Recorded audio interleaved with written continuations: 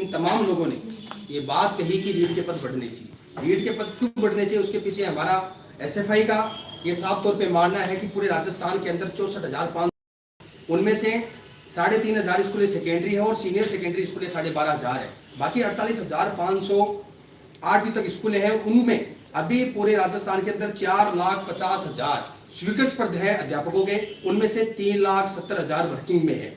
अभी हम देखें राजस्थान सरकार के शिक्षा शाला दर्पण का हमारा पोर्टल है, उस पर 57,000 राजस्थान सरकार ने अभी 10,000 पद इंक्रीज किए हैं। उनके अलावा सेकंड ग्रेड के अंदर, उनके अलावा फर्स्ट ग्रेड के अंदर बहुत सारे पद खाली है।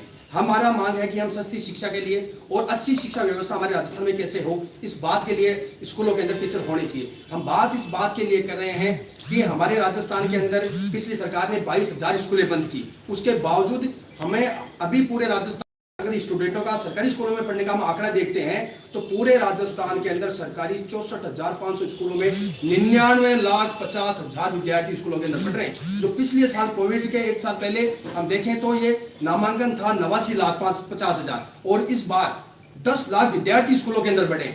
अगर उस अनुपात से भी बात करें, स्कूलों के अंदर जिस प्रकार से मार्च अप्रैल तक अध्यापक रिटायर्ड होंगे, इस बात से बात करें तो हम कहते हैं कि लाखों 1 लाख से ज्यादा पद राजस्थान के स्कूलों में पद खाली हैं। और इस जायज मांग के लिए कि राजस्थान के अंदर 26 लाख से ज्यादा अभ्यर्थियों ने रीट का एग्जाम दिया। रीट 2019 के अंदर ये विज्ञप्ति निकली, उसके बाद में 2020 में इसमें करवाने के 3-4 बार इसको डेट दी गई, लेकिन फाइनली ये एग्जाम 27 सितंबर 2021 को संपन्न हुआ। और जिस प्रकार से 3 बार फार्म रीओपन किए गए और रीओपन के फार्म करने से 5 लाख से ज्यादा आवेदन वापस आए थे। हमारा साफ तौर से राजस्थान सरकार से मांग है, जिस प्रकार का बेरोजगारी का दंश राजस्थान के अंदर फैल रहा है, आप तमाम लोगों ने मीडिया के माध्यम से भी अभी पता चला है कि राजस्थान पूरे देश के अंदर दूसरे नंबर के ऊपर बेरोजगारी के अंदर है।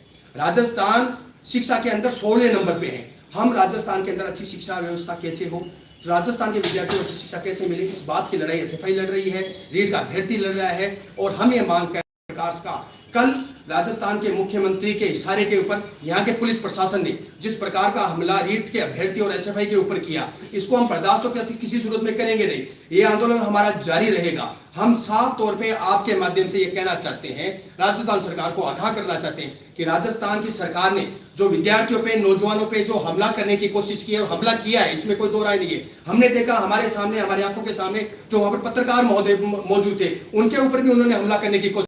लोकतंत्र का चौथा स्तंभ जो हमारा मीडिया है, उस मीडिया पे भी हमला करने की कोशिश की है। हम इन तमाम का कड़े शब्दों में विरोध करते हैं। राजस्थान सरकार से ये मांग कर रहे हैं पूरी तौर तरीके से, ये आंदोलन शहीद स्मारक तक अब सीमित नहीं रहा है, ये गांव-गांव तक फैल चुका है। हमें इस आंदोलन को आगे बढ़ाते हुए अभी ये हमारा आंदोलन धारा 144 जयपुर कमिश्नरेट के अंदर लगा दी है, इसके बावजूद हमारा आंदोलन जारी रहेगा।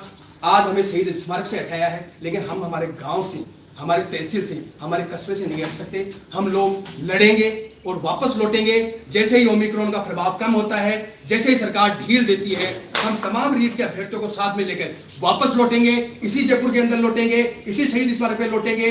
राजस्थान की विधानसभा भी अभी फरवरी के अंदर शुरू होने वाली है और 9 फरवरी तक ये अभी अभ्यर्थियों से आवेदन करवा रहे हैं कि कौन कौन टीचर लगाना चाहते हैं। 11 लाख से ज्यादा आवेदन आने वाले हैं। हम उन तमाम लोगों को लेकर जो टीचर बनना चाहते हैं, तमाम विद्यार्थियों को साथ में लेकर इसी जयपुर की सड़कों पे आएंगे, राजस्थान सरकार का घेराव करेंगे और हमारा आंदोलन आगे जारी रहेगा। हमारा आंदोलन इस कदर तक चलेगा, राजस्थान का कांग्रेस पार्टी का कोई भी विधायक गांव के अंदर नहीं घुस पाएगा, उनका विरोध जारी रहेगा। यही बात करने के लिए हम तमाम लोगों को आपको बुलाया है। हमारे साथ में एसएफआई के हमारे प्रदेश के उपाध्यक्ष साथी महेंद्र है, वो भी आपसे कुछ कहना चाहेंगे। साथी महेंद्र। पत्रकार साथियों, जिस तरीके से हमारी लड़ाई सस्ती शिक्षा की और रोजगार की, जिस तरीके से राजस्थान के अंदर सरकारी स्कूल पिछड़े, जिस तरीके से राजस्थान के अंदर बेरोजगारी बढ़ी, आज BEd, BA, BSc, BCom, MCom, BTech, MTech, LLB, LLM, IT, ANM, GNM किया विद्यार्थी जो आत्महत्या करने के लिए मजबूर है। रोज चिट्ठियां आती कि हम मरने वाले, हमें रोजगार नहीं मिल रहा। इन तमाम सवालों को लेकर के हम लड़ रहे थे और रीट पद 50,000 की बात को लेकर के हम लड़ रहे थे। हम खंडन करना चाहते हैं मुख्यमंत्री महोदय का। प्रेस कॉन्फ्रेंस में वो कह रहे कि इनकी मांग जायज नहीं है।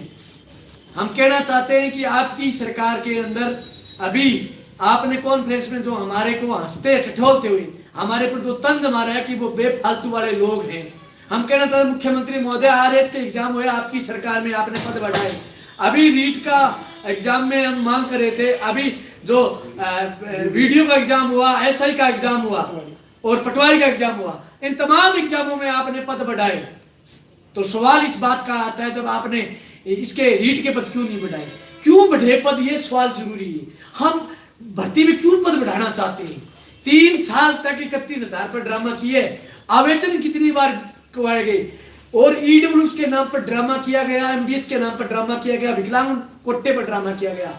5 लाख आवेदन दोबारा जब फार्म खोलेंगे, ओपन किए गए, 5 लाख दोबारा फार्म भरे और कहा कि ईडब्ल्यूएस वालों को 3100 नौकरियां हम अलग से देंगे और इनके प्रीवियस को देंगे और सबको देंगे। परंतु जब बात आई तो ये बात से मुकर गई। हम कहना चाहते हैं, जिस तरीके से हमने कल शांतिपूर्वक बैठे थे, गाइडलाइन ये थी रात्रि 11 बजे से लेकर के 5 तक कर्फ्यू रहेगा, 144 रहेगा। सुबह ऐसा क्या हो जाता कि 144 लगा दी जाती। अचानक जब हजारों को इकट्ठा कर करके मुख्यमंत्री महोदय बिना मास्क प्रेस कॉन्फ्रेंस कर सकते हैं, जब इनके विधायक, अभी शमशेर बालू जी का प्रोग्राम था, 3 एमएलए आए थे, किसी एमएलए के मास्क नहीं था। ये बोलती तस्वीरें हमारे पास हुआ भी है, हमारे लिए हम बात करते हैं, रोकने का प्रयास करें।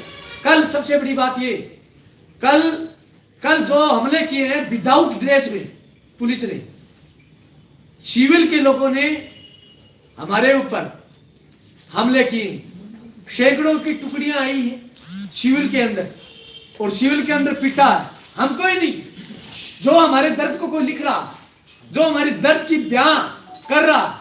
लड़ाई 2 तरीके से लड़ी जाती है, एक तो सड़क पर लड़ी जाती है और एक कलम से लड़ी जाती है।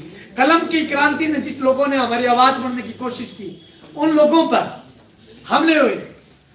साथी कुलदीप चांद और भी साथी हमारे पत्रकार साथी थे, कुणाल था, उनको एक पत्रकार साथी, उनका नाम नहीं पता, हमारी बस में हमारे सामने लात घुसों से पिटा गया। हमें तो पीट रहे थे, कैमरे छीने। अब पत्रकारों को जुड़ा, ये लोकतंत्र की हत्या साथी है। ये लड़ाई किसी को बड़ा बनाने के लिए नहीं है, ये लड़ाई सस्ती शिक्षा के, रोजगार की। जिस तरीके से राजस्थान के अंदर बेरोजगारी बढ़ी, राजस्थान पूरे देश में 2 नंबर पर आया, राजस्थान के अंदर 16 नंबर पर शिक्षा पर चला गया। हम कहना चाहते हैं कंपैरिजन करे सरकार अन्य राज्यों से, केरला 1 नंबर पर क्यों? इसलिए हमारी लड़ाई रुकेगी नहीं। अभी 144 यहां लगाई, हमने घोषणा की है आज, और अब भी कर रहे हैं आपके जरिए पत्रकार तमाम साथियों के। हम कहना चाहते हैं ये लड़ाई जारी रहेगी। गांव में इनके एमएलए को घुसने नहीं देंगे। जो भी कांग्रेस का प्रतिनिधि है, जो प्रधान है, सरपंच है, क्योंकि अच्छे दिन तुम्हारे आए। ये 3 साल बेमिसाल पर जो ड्रामा करे हो ना तुम, ये तुम्हारे आए अच्छे दिन, हमारे नहीं आए। तुम्हारे रिश्तेदारों का, तुम्हारे ठेकेदारों के आए, तुम्हारे एमएलए का है, तुम्हारे सरपंचों के आए, तुम्हारे प्रधानों के आए होंगे 3 साल बेमिसाल।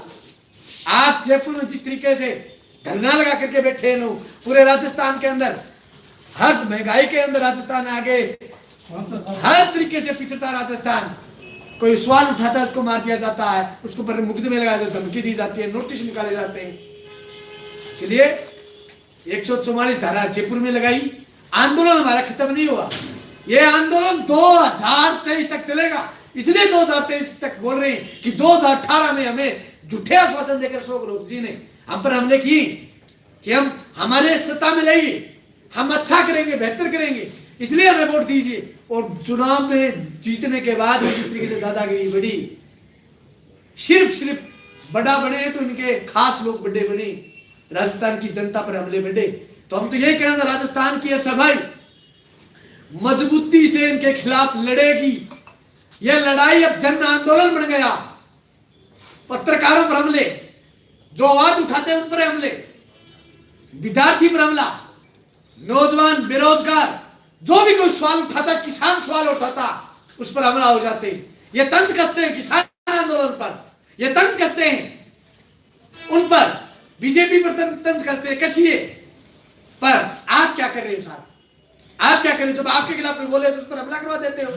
आप किसान आंदोलन पंजाब में मोदी पर बोल रहे थे कि प्रधानमंत्री को किसानों की बात सुननी चाहिए थी, प्रधानमंत्री को किसानों की बात में बात आना चाहिए।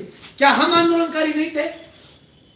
आपके सामने हमें दुला करके पीटा, लात घूसों से हमारे बहुत सारे साथियों को गुप्तांगों पर चोट मारी है, वो बोल नहीं सकते कहां चोट मारी है। हमारे सिविल लोगों ने बस में बिठा करके, चेस्ट में मेरे खुद के इन्फेक्शन था, छाती में लाते मारी, पत्रकारों को पीटा। इसे क्या साबित होता? ये लोकतंत्र क्या हम सही दिशा में जा रहे हैं? पत्रकार साथियों, मेरे बुद्धिजीवियों, यूनिटी बनाकर के इन गंदी व्यवस्था के खिलाफ हम लड़ना चाहते हैं।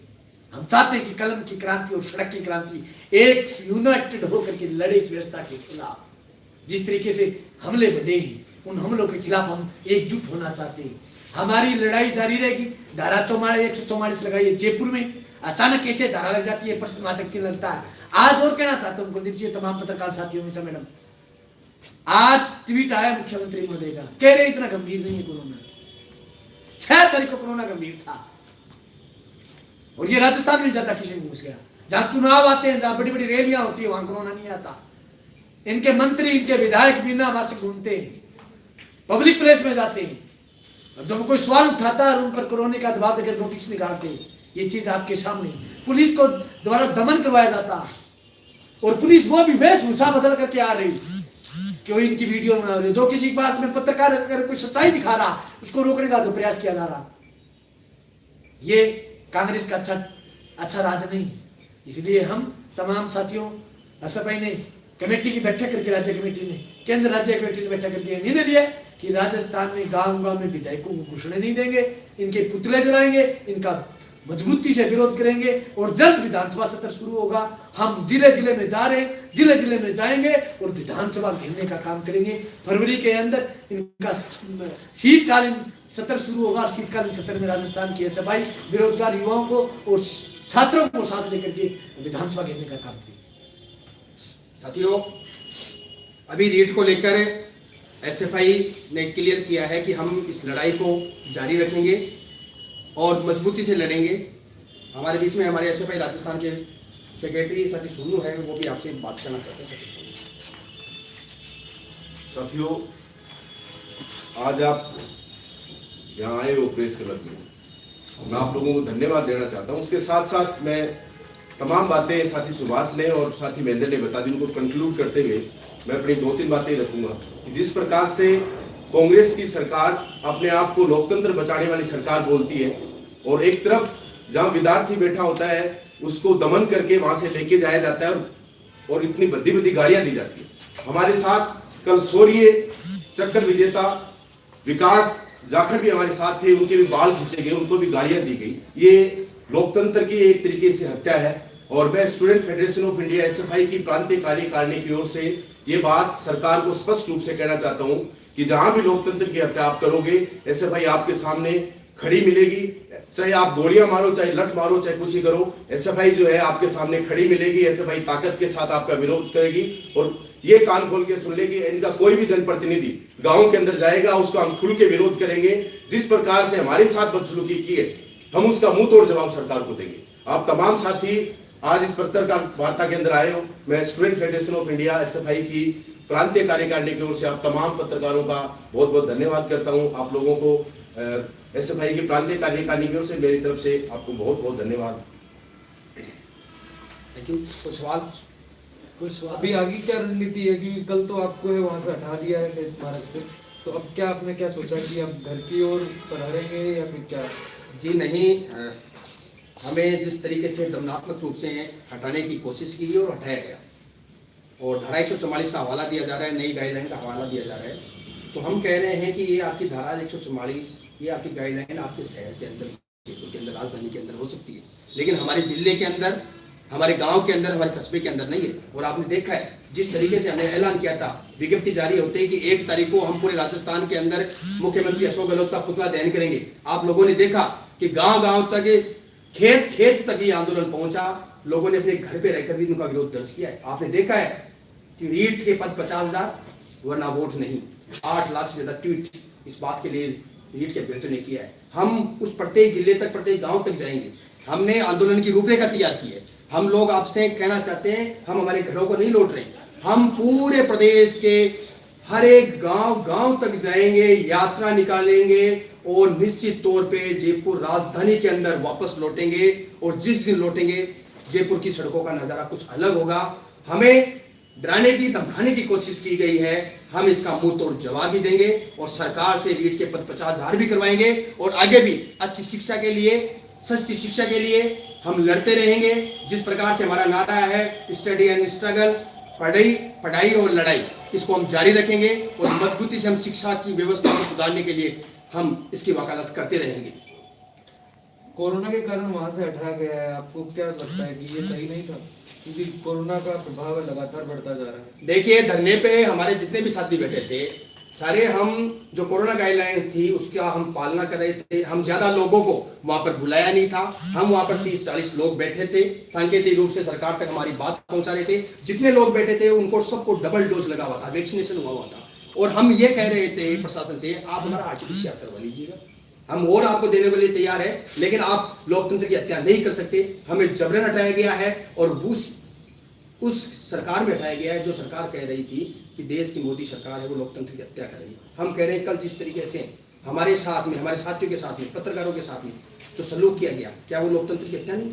लोकतंत्र का चौथा स्तंभ मीडिया, उस पर हमला, नौजवान पे हमला, विद्यार्थी पे हमला, ये लोकतंत्र की हत्या है। हम सरकार के खिलाफ मजबूती से लड़ेंगे।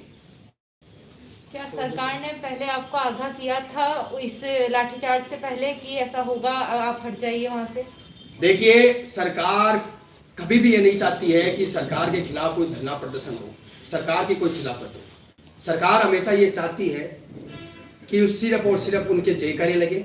और जिस प्रकार का ड्रामा हमारे मुख्यमंत्री महोदय, इनका मंत्रिमंडल, इनके विधायक कर रहे हैं कि हमारे 3 साल चल रहे हैं, हमने जनता से किए हुए वादों 70% पूरे किए, बड़े बड़े होर्डिंग आप देख सकते हैं। लेकिन हम सवाल पूछ रहे हैं हमारे रजिस्टर्ड, अभी आप मीडिया, प्रिंट मीडिया के माध्यम से, सरकारी आंकड़ों के माध्यम से हमें पता है कि बेरोजगारी बहुत ज्यादा है, दूसरे नंबर पे है। लेकिन ये कह रहे हैं कि 14 लाख रजिस्टर्ड हमारे पास बेरोजगार है, 2 लाख को हम बेरोजगारी भत्ता दे रहे हैं। और बेरोजगारी जो भत्ता दे रहे हैं उसमें अब क्या किया है, तमाम सरकारी कार्यालयों के अंदर उनसे 4-4 घंटे काम करवाया जाएगा। ये बेरोजगारी भत्ता नहीं है, ये उनका काम का पैसा उन लोगों को मिलेगा। ये सिर्फ और सिर्फ बेरोजगारी के आंकड़े छुपा रहे हैं। राजस्थान दिन प्रतिदिन पीछे जा रहा है। शिक्षा के अंदर हमें अव्वल होना चाहिए था, आज हम अव्वल नहीं है, 16 नंबर पे है। बेरोजगारी के अंदर पूरे देश के अंदर हम 2 नंबर पे आ गए। जब हमारे पास में प्रत्येक संसाधन है, खनिज यहाँ पर उत्पादन होता है, हमारा पेट्रोल डीजल हमारे यहाँ पर निकलता है, लेकिन सबसे महंगा पेट्रोल डीजल कहाँ मिलता है? राजस्थान के अंदर। सबसे ज्यादा महंगाई कहाँ है? राजस्थान के अंदर। सबसे ज्यादा वेट टैक्स पूरे देश में कहाँ लगता है? राजस्थान के अंदर। सरकार कर क्या रही है? जनता, आम जनता त्रस्त है और उसी के सामने सरकार ने एक बहुत बड़ा टक्कर लेने की युवा से की है। हम कहते हैं कि जिधर युवा चलता है जमाना उधर चलता है, जो युवा की बात करेगा वो युवा पे राज करेगा। और ये सरकार ने टक्कर ली है युवा से। निश्चित तौर पे हमारी लड़ाई 2023 तक जारी रहेगी, व्यवस्था परिवर्तन जारी रहेगी, लेकिन हीट के पद 50,000, ये लड़ाई हम मजबूती से लड़ेंगे। राजस्थान सरकार को झुकाएंगे और हीट के पद तो हम 50,000 करवा के देंगे। पुलिस ने आपको किन धाराओं में गिरफ्तार किया और फिर छोड़ा गया? हमें पुलिस ने जबरन तरीके से हटाया, लेकिन जैसे ही हम लोगों को हटाया, पूरे राजस्थान के अंदर हमारी एसएफआई को मैसेज मिला, आप जो पाकिस्तान का बॉर्डर है, रावड़ा गढ़सना का एरिया है, वहां से लेकर गुजरात बॉर्डर तक, जैसलमेर से लेके अलवर भरतपुर तक, हमारे लोगों ने, हमारे एसएफआई की एक प्रत्येक जिला कमेटी ने कल राजस्थान सरकार का पुतला दहन किया। हमें उठाने के तुरंत बाद में 3:30 बजे भी एक्शन हुआ और थानों का घेराव किया, एसपी कार्यालयों का घेराव हुआ है। उस दबाव के चलते तो हमें 151 में छोड़ा गया, लेकिन हमें छोड़ने के बाद में उन्होंने हम पे कोविड की धाराएं भी लगाई है, अलग से मुकदमा दर्ज किया है। और ये मुकदमे सिर्फ डराने और धमकाने के लिए होते हैं, लेकिन उनको पता नहीं है भाई जब नौजवान बात करेगा, हमारा भविष्य जब हमें अच्छा नहीं दिख रहा है तो आप हमें मुकदमों से नहीं डरा सकते। आप हम पे कितनी धाराएं लगाएं, कितने मुकदमे लगाएं, कितने कोविड के केसेस बनाएं। हम कोविड की मानते हैं महामारी है, उनका हम लोग जो गाइडलाइन है उस गाइडलाइन के हिसाब से हम करने के लिए तैयार थे, लेकिन सरकार ने हमारे साथ गलत किया, नौजवान के साथ में गलत किया, विद्यार्थी के साथ में गलत किया। इस बात को लेकर हम गांव-गांव तक जाएंगे। ये बात आप हम लोगों से हम कहना चाहते हैं और ये आंदोलन को मजबूती से लड़ेंगे। Thank you.